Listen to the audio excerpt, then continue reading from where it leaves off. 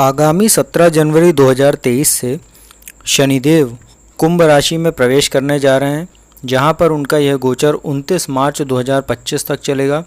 इस वीडियो में हम मिथुन राशि पर शनि के कुंभ राशि में परिवर्तन पर क्या असर पड़ेगा उसकी जानकारी देंगे।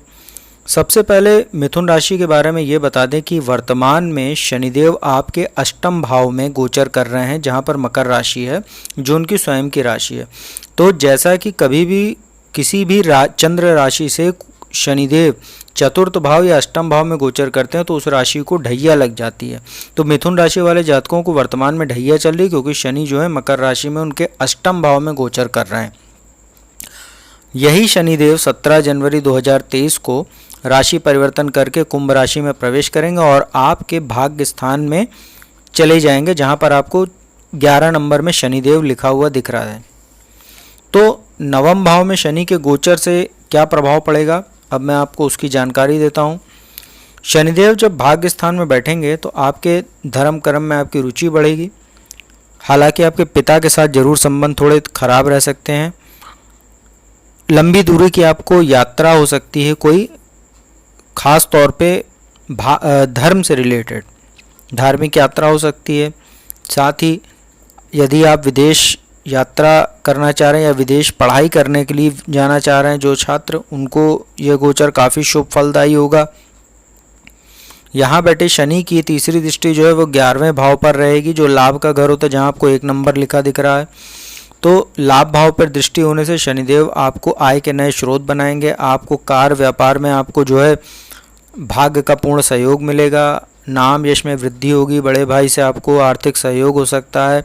साथ ही आपके जो परिवार में बड़े हैं उनका भी आपको सहयोग मिलेगा। यहाँ बैठे शनि की 7वीं दृष्टि तीसरे भाव पराक्रम भाव पर पड़ेगी, जहाँ पर आपको 5 नंबर दिख रहा है लिखा हुआ।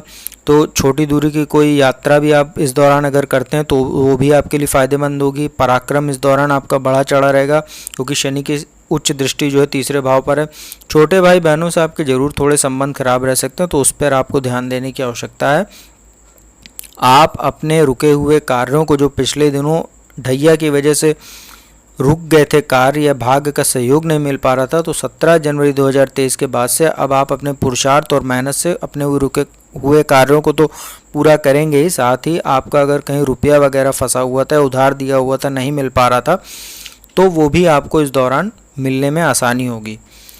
शनि की जो अंतिम दृष्टि है वो 10वीं दृष्टि है, वो छठे भाव पर पड़ेगी, जहाँ पर आपको 8 नंबर लिखा हुआ दिख रहा है। कुंडली का छठा भाव होता है। छठा भाव रोग ऋण शत्रु का होता है, मामा ननिहाल पक्ष का होता है, कंपटीशन का घर होता है।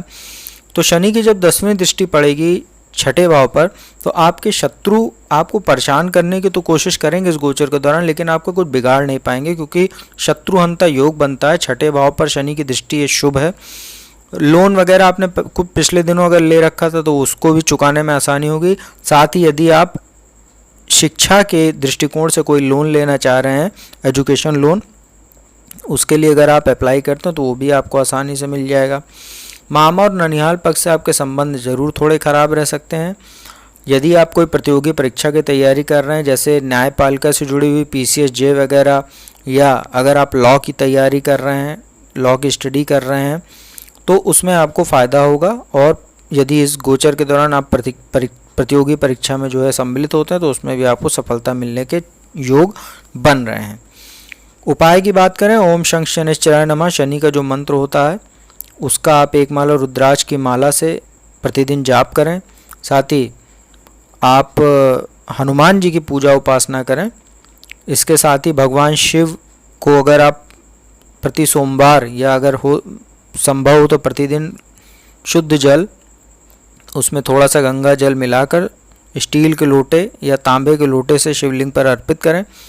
ओम नमः शिवाय का मंत्र जपते हुए, तो यह गोचर आपके लिए बेहद शुभ और शुभ फलदायी रहे।